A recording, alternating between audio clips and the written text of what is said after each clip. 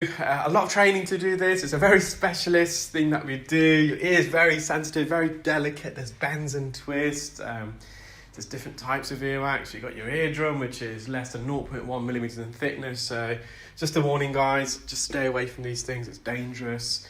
I get approached by these companies from China every day asking me to sell their device, and I just don't fathom why they would think I would endorse that product, especially because I've got my own product. So the patient was extremely worried that they perforated their eardrum because after using the device, they experienced severe otalgia, which is earache. Now, what they actually did was they really lodged this plug of dead keratin up against the eardrum. It's actually lodged in the isthmus, so near the eardrum there's a narrowing about 0.5 centimetre away, and the ear canal then protrudes back outwards.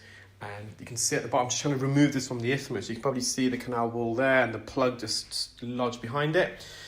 So I'm just trying to go underneath and lift it upwards and over this trench. So it's the inferior recess, it's almost like a basin. So we're trying to lift it up and over. And once I've done that, I'm going to then target the top of the ear canal and bring down, almost roll down forwards the plug of dead skin superiorly, so near the roof.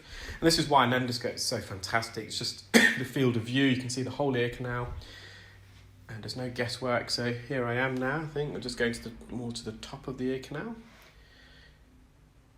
and slowly but surely now I'm bringing it forward. So you have to learn to maneuver earwax when you're a clinical ear care specialist. It's not just about getting a suction probe or getting a sucker onto a plug of wax and then just coming out. It doesn't work like that. I wish it was that easy.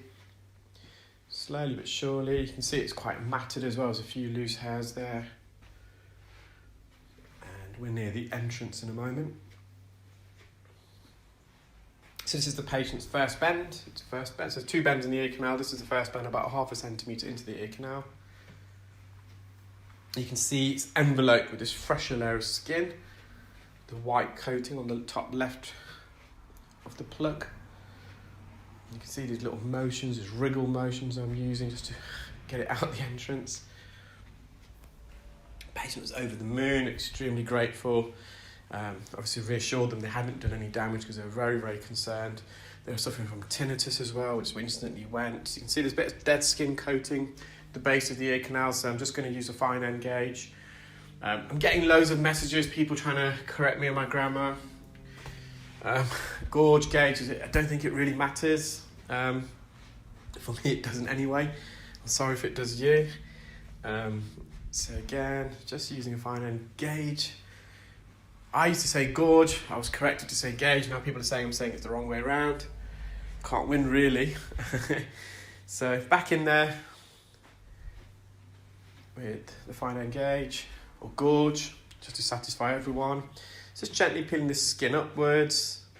Now, as it gets a bit more medial, the skin becomes a lot thicker. So there's more layers of skin that have attached and accumulated more of a thicker matrix of dead skin.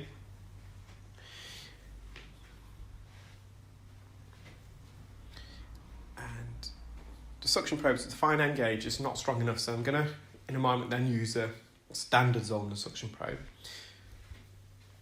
But eventually I did use forceps to prise this and pull it out, and it came out in a cast. You'll see that in a moment. Now, would this affect their hearing, this dead skin? No, but it can cause them a bit of irritation, and if this skin doesn't naturally migrate out the ear by itself, it can also get infected. So I just decided to remove it. So this is, I think this is still, this is still a fine end gauge. You'll see the difference in size between this and a full Zollner in a moment. You can see posteriorly and inferior, just there where the skin's lifting up, that's where the isthmus is. It's a little trench there. And that skin's almost got collected in there. So this is a full Zollner suction probe, just lifting the skin up. It's also attached to the anterior canal wall to the right. You can see it's a lot thicker. So the inner layer is whiter, so that's a fresher layer of dead skin. On the surface, it's oxidized, so it's a brown colour. Just going in with some forceps now. These are the fine end 5mm jaw. And you can see it came out in a nice cast. So we had to lift the skin off the canal wall in order to get the jaws of the forceps either side of the dead skin. You can't, if that was flat against the canal wall, you can't just get the bottom jaw to scrape the bottom of the canal to lift it. So there's some proprietary work there beforehand. So again, just some dead skin on the lateral, so near the entrance. Lateral means away from the eardrum. Posterior, so back canal wall. So we've reverted back to the fine end gauge here. We shared the procedure with the patient by airdrop. They had an iPhone device, so they're very keen to see what we did. See quite a few hairs there at the entrance now. It's just that heart ears are meant to have a few hairs. Yeah, probably a bit more than norm, but it's not really affecting me in any way. The hairs do serve a purpose. They help filtrate the air, so they almost sieve out any foreign bodies, particles, pollen, for example, or dirt.